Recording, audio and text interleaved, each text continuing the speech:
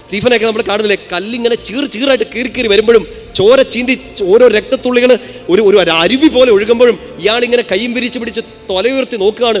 ഇവിടെ എന്നെ കണ്ടുകൊണ്ടിരിക്കുന്ന ഒരാൾ, എനിക്ക് വേണ്ടി കാത്തിരിക്കുന്ന ഒരാൾ ഉണ്ട്. കല്ലേറ് വന്നാലും വേദനകൾ വന്നാലും തോറ്റു കൊടുക്കില്ല. തീച്ചൂള കത്തിയിരിക്കുന്നു. ദാനിയേലിന്റെ പുസ്തകത്തിൽ നമ്മൾ വായിക്കുന്നുണ്ട്, മൂന്ന് ചെറുപ്പക്കാർ കത്തിയിരിക്കുന്ന തീച്ചൂളെ കടന്നുകൊണ്ട് ഹല്ലേലൂയ പാടുകയാണ്. പൗലോസും സീലാസും ഒക്കെ നമ്മൾ അപ്പോസ്തല പ്രവർത്തനത്തിൽ വായിക്കുന്നുണ്ട്, ചങ്ങലകളാൽ ബന്ധിക്കപ്പെട്ട് നിൽക്കുമ്പോൾ ഹല്ലേലൂയ പാടുകയാണ്.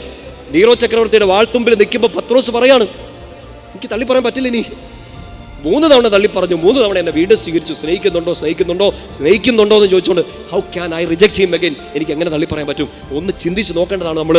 ഈ രോഗം വന്നു, ഈ കടം വന്നു, ഈ കുഞ്ഞു പ്രശ്നം വന്നു, വലുതാണെന്ന് നമ്മൾ പറഞ്ഞുകൊണ്ടിരിക്കുന്നത്. ഇറ്റ്സ് എ റിയാലിറ്റി, വലുതാണ്.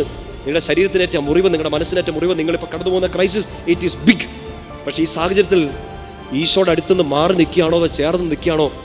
അടുത്ത് നിൽക്കുന്നതിൻ്റെ അടുത്തുനിന്ന് മാറി നിന്ന് മറ്റ് പ്രത്യാശകളിലേക്ക്, മറ്റ് ആശ്രയങ്ങളിലേക്കൊക്കെ പോവാണ്. എൻ്റെ പ്രിയപ്പെട്ട സഹോദരങ്ങളെ, മറ്റൊന്നിനും ഈ വേദനയിൽ നിങ്ങളെ ആശ്വസിപ്പിക്കാൻ പറ്റില്ല.